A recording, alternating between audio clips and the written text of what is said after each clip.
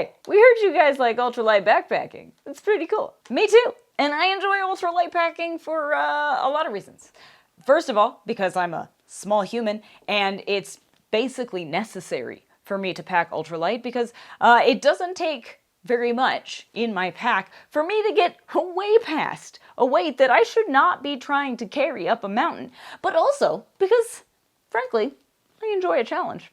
I enjoy the challenge of trying to see what I can do without, trying to pare down my kit to the absolute necessities, and the bragging rights that comes with being able to go out and do insane things, go farther, faster, and for longer, while carrying less. So Josh and I recently went backpacking in West Virginia. We did a little section on the Allegheny Trail and thought, hey, time to test out and highlight a new ultralight kit. So we did.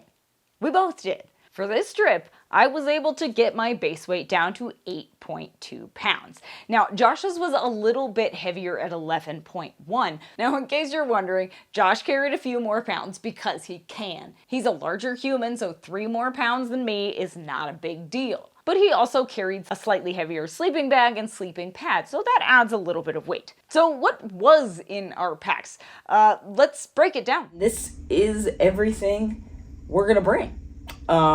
We still need to pick up some fuel for our stoves, but otherwise, this is it. We even have most of our food. We still need to get some stuff for breakfast, but our food is in here. We got some snacks. We need some more snacks, which we'll pick up kind of on our way out, but everything else is ready to go. We have 2 backpacks. We tested both of these before, the Gossamer Gear Gorilla and the Light AF Eco Pack bag, but we're gonna do something unique, I think, and swap them mid-trip just to compare which bag we like better, is more comfortable, is more feature-rich, and you can keep an eye out for that video coming soon. But for now, we just kind of want to show you what we're bringing on a backpacking trip this spring. Well, it's kind of spring weather is what I'm saying, because it's about, the low is in the high 40s tonight. So we're kind of bringing more spring gear than summer gear at this point.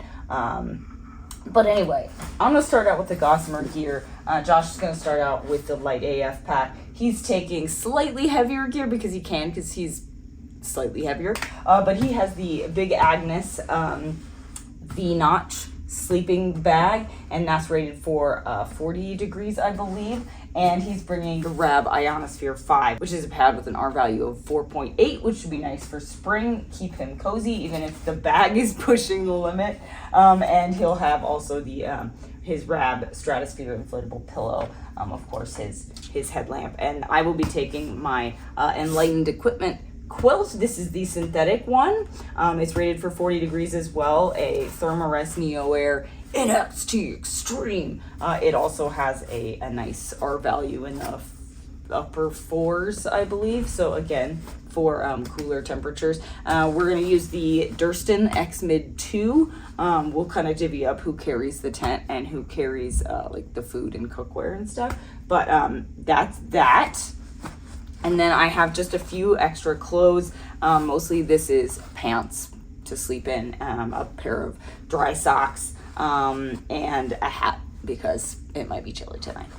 I got my Kula cloth, of course, my cat hole shovel, my ultralight cat hole shovel. I have my packed mycelium tabs and compressed wipes that expand into a 9x9 wipe with just a few drops of water. So those are really nice. Those are my favorite. Of course, hand sanitizer. We got my first aid kit and stuff like that. Contacts and things. Got my BioLite headlamp that's really light. A few matches just in case our stove striker decides to stop working. A tiny sunscreen, of course, a backup battery. I seem to have lost my Night Core battery, so we're using this kind of heavy little guy that only has like 1 charge in it. But it's fine. I have my Knock collapsible bottle attached to my Sawyer filter, so that should be perfect. Like I said, food is in here, and then I have my MSR titanium pot, and then inside is my mug. And yes, you see correctly, two stoves because we plan on testing these two side by side while we're out here. So we have the ultralight BRS stove, which is teeny tiny and super light, and I love it. And then the MSR Pocket Rocket Deluxe. So we're just gonna kind of test those side by side and see what the real differences are between one or the other, and if you know, taking something bigger or lighter is worth it in the long run. So that's pretty much it. I've got my ultralight Jack Wolfskin rain jacket, which honestly, by the time you are seeing this video, may not be available in the US anymore. I'm sorry. This news was thrown on me recently as well. But Josh and I both have one of these that we tested. Super ultralight, like it a lot. And then my Houdini Pace Flow hoodie, which is like one of those alpha kind of hoodies, you know, in that it's very breathable but also insulating, except it's more sustainable. Yeah, more sustainable. And it's a zip up because it's perforated. I don't know if you can kind of see through there, but it's perforated, so it's super breathable, but also super warm, especially if the wind isn't blowing, or if you layer it under a lightweight rain jacket. It's incredibly warm. But yeah, it's actually made out of recycled materials and can be recycled at the end of its life. So this is far and away more sustainable than anything made out of that alpha fabric, which isn't recycled even, and of course isn't recyclable because it's very difficult to do. But yeah, this is my favorite ultralight hoodie, and I'm gonna be glad I have that, I think, especially with as humid as it is here. So I'm gonna pack it up, and I'm pretty much gonna be wearing what I'm wearing the whole couple of days. I don't need to change my clothes. I don't feel weird about that. So let's pack up and get going.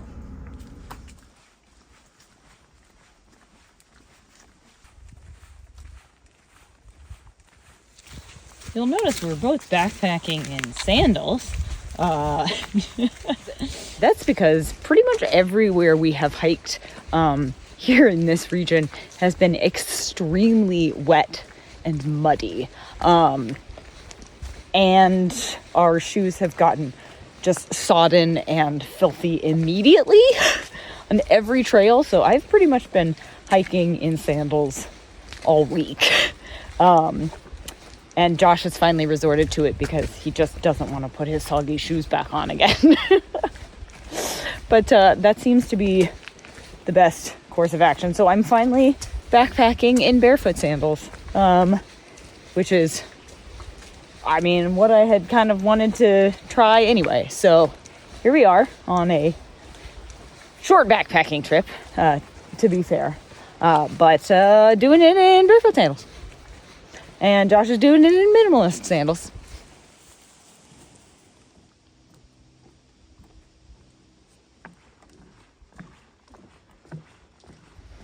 There she is. Shelter for the night, should we choose to use it. Also seems like might be a spot or two to pitch a tent. We got a little water right down here. Running water for filtering. And apparently a fire pit. So, let's not to look. Let's make some dinner.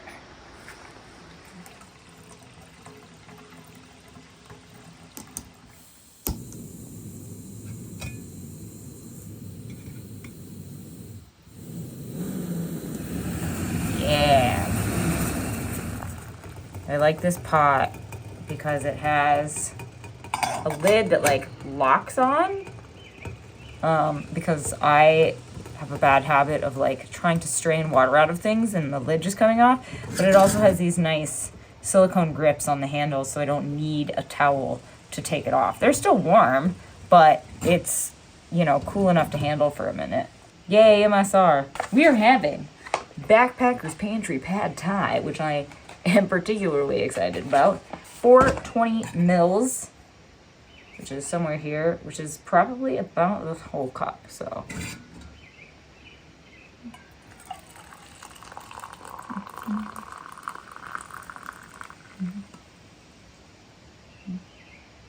Because that's 300 mils. We're gonna go with that. I always put in a little less.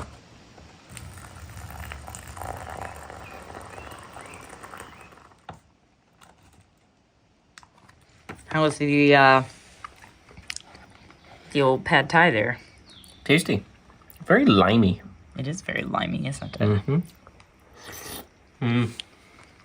It has 280 milligrams of sodium per serving, but I feel like it needs just a touch more salt. Other than that, delicious.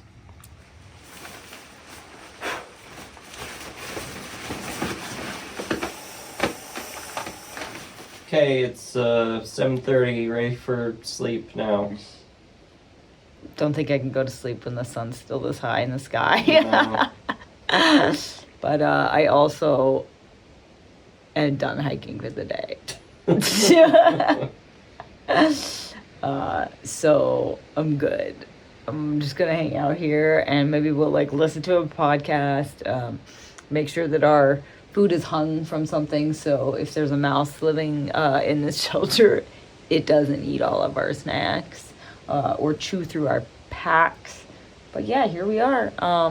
Josh is clearly lounging already on his pad with his sleeping bag out. I'm just kind of chilling on the old inflatable sleep pad.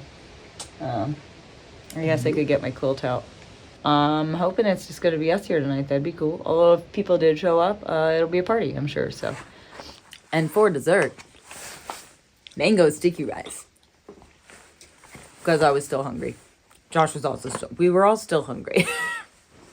We didn't eat enough today for as much as we had. So, mango sticky rice for dinner. And then, I think it's off to bed. So, good night and, see you in the morning. It's morning. It is morning. We've had our coffee, Mm-hmm. our oatmeal, Mm-hmm. had to filter some more water. Mm-hmm. Good old, Slater water filter with the Canuck bottle, collapsible bottle there. Good pairing. Tell you what, I appreciate those two things together. In my mind, makes way more sense than what's the smart water bottle. in the smart water bottle bottles that all the thru hikers use. I don't get it. Just I know it's like cheap, but that is also the problem. It's cheap and it's plasticky and is eventually going to just crack. And just get a Canuck. Do it.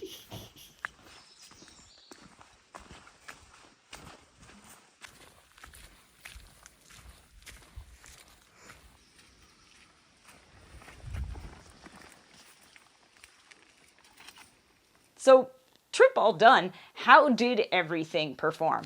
Well, frankly, pretty great. Like I said, we brought quilts that kind of pushed the temperature rating limit for the overnight lows, which were about the upper 40s, and both of our bags were rated for about 40 degrees. So we compensated by bringing insulated sleeping pads, which helped a bit by keeping us warmer from the bottom up. That turned out to be a great decision because while both of us were a bit chilly overnight, neither of us got properly cold. So we definitely have the sleeping pads to thank for that. As for clothing, the only other things we brought other than the clothes we were wearing to hike in, which we wore the same hiking clothes the whole time, were a pair of leggings to sleep in, an ultralight Jack Wolfskin pre-light rain jacket, which we both have, and we each brought some sort of zip up. Josh went heavy and brought his Patagonia zip up, while I went ultra light and brought my Houdini Pace Flow hoodie, which is the best. And of course I paired it with my Houdini fleece leggings when it was time to tuck in for bed. Josh, again, went heavy and brought a pair of booty, organic bamboo and cotton sweatpants. I don't tell him what to bring, okay? If he wants to bring a heavy pair of sweatpants, that's fine with me. We each had one large Nalgene and of course all the accessories like a headlamp, a first aid kit, our bathroom supplies, including compressed wipes from Packed Outdoors and their mycelium tabs, ultralight shovel, etc. And yes, we even brought our Durston X Mid 2 and Gossamer Gear trekking poles for pitching our tent at night, which we didn't end up needing because there was a shelter where we planned to stay that night. So that was highly convenient, but honestly, our packs were so light, I didn't even mind carrying the extra weight. Now, these were base weights, of course, which means it's just our backpacks with gear. No water and no food had been packed yet. So obviously they were a little heavier once that stuff all went in. But otherwise, everything from our cookware, which was an MSR Titan set, to our long-handled spoons was a good decision. I regret nothing about what I packed here. Honestly, it was all a really solid kit in 2 really solid backpacks. And if you're curious about which backpack we liked better, we're gonna link to a comparison video we shot in the description below so you can check that out. Basically, I'd carry this whole thing again. Now that summer is here, I can probably make it even lighter, which I'm super stoked about. So stay tuned for our next ultralight adventure and we'll highlight even more gear and see if we can get it pared down to, I don't know, sub 8 pounds? You never know. I think we can do it. Naturally, we'll put links to all of our favorite gear from the trip in the description below. But before you go check those out, be sure to like, hit subscribe, and the thumbs up if you enjoyed this video. It helps other people find our videos and actually really helps our channel grow. And it doesn't cost you a penny. But you could also become a Patreon supporter if you want to, support monetarily. You get all kinds of cool stuff like access to behind the scenes footage of some of these videos we post. I'm sure there are gonna be some good outtakes from the testing here. I just know it. Then be sure to follow us on all the socials. We're at Terradrift, and check out even more written content on terradrift.com. Then pack ultra light, my friends, and get out there and wander on.